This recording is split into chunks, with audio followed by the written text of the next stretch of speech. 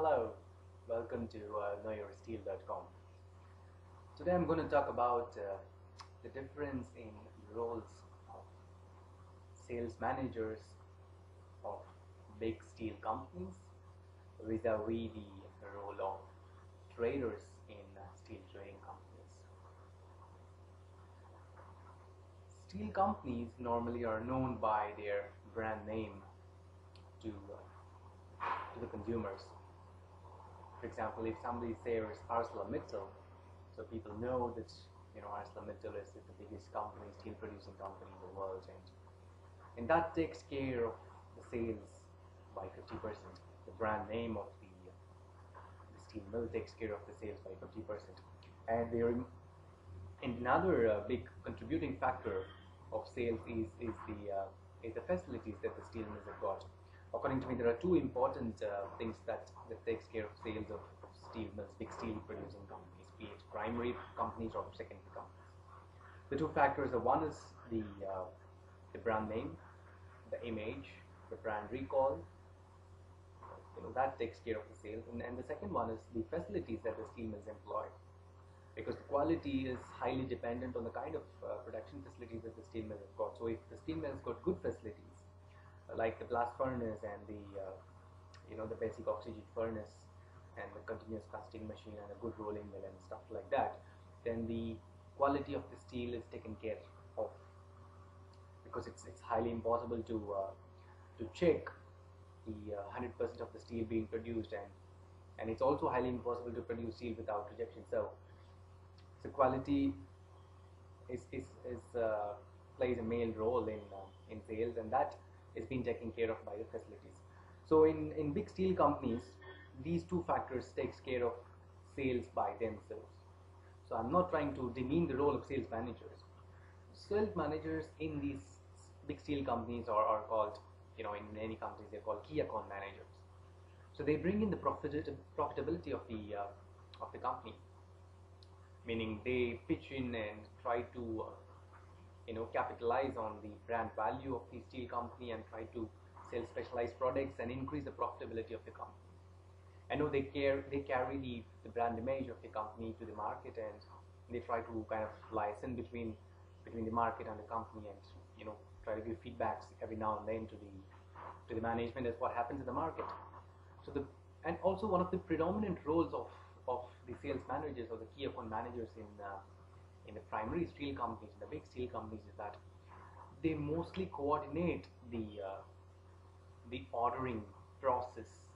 If a customer places an order in a big steel company, the problem lies in servicing that order, ensuring the order is entered into the system, and ensuring the order is produced, and ensuring it's delivered according to the customer's requirements. So the entire supply chain of this particular action is controlled, or rather taken care of, by the key account manager. And at all levels they coordinate between the steel plant and the customer.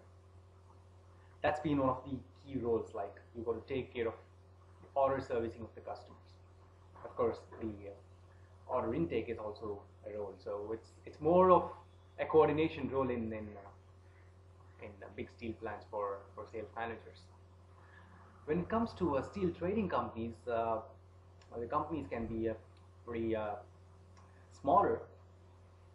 One point I also forgot to say in terms of steel companies, big steel companies, is that normally the big steel companies, or normally all steel producing companies, are bigger than the steel consumers. So it's the steel companies which normally decides the things, whether they want to give the material to somebody, whether they want to offer to somebody, and things like that. It is the steel company which decides more than the customer. So it makes the life of sales managers pretty easier at times, I would say. Coming back to steel trading companies, steel trading companies are not as big as the steel companies, except one or two huge steel trading companies like Stemcor and Duferco and the likes of it. In steel trading companies, the steel trader has a very dynamic role. I'm not trying to compare and say whether the sales managers are better and in steel companies are better, or whether the steel trading companies, the traders, are better. just trying to understand and make it clear to our viewers what is the difference between the role that a sales manager play in a steel company and the trader play in a steel trading company. And the trader always keep looking on for opportunities across the globe. If there is a demand, if there is a gap in the demand, the trader fits in to service that demand. So it can be across any products. It can be any steel product. Unlike in a steel producing company, the sales manager has to sell only the products, the range that the company produces. But in a steel trading company, the trader, whenever he sees a demand, whenever there is a gap, he can sell, he can pitch in, and try to make a deal out of it. And apart from selling, apart from exploring for the new opportunities, the steel trading in a steel trading firm, the trader has a responsibility of developing the networks with on either side. They got to take care of the source, which is the steel mill, and also the consumers. And also there is a constant pressure on the trader to keep convincing on either side the value of the trader that brings the value that the trader brings into the table.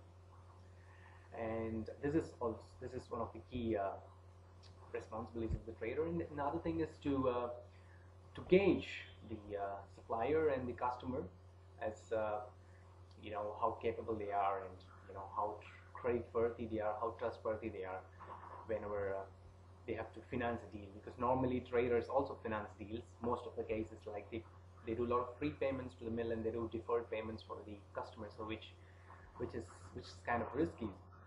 So they got to analyze before this would minimize the risk, and if everything would go seamless. So overall, a trader has to keep looking for constant revenue generation for the company with fewer risks. So that's the role of a trader. And then the trader also acts as an entrepreneur. Unlike the sales managers in a steel company, if one particular sales manager doesn't book the order, it can get compensated by the n number of sales managers in the country, or in different geographies in the company. So it can get compensated. But in case of a trader acts as a profit zone. They act as a separate entity, individual profit zone. So they have to bring revenue to the company. So they act as an entrepreneur, and how much they've brought revenue vis-a-vis their expenses. So that is it. If you have any questions, please do log on to the website www.knowyoursteel.com, and you can post your queries. And if you want to continue to receive my blogs through emails, please do register in the site. There is an option register in the same site. You can register for the same, so that you can continue to get my blogs whenever I post them. Thank you. See you soon in another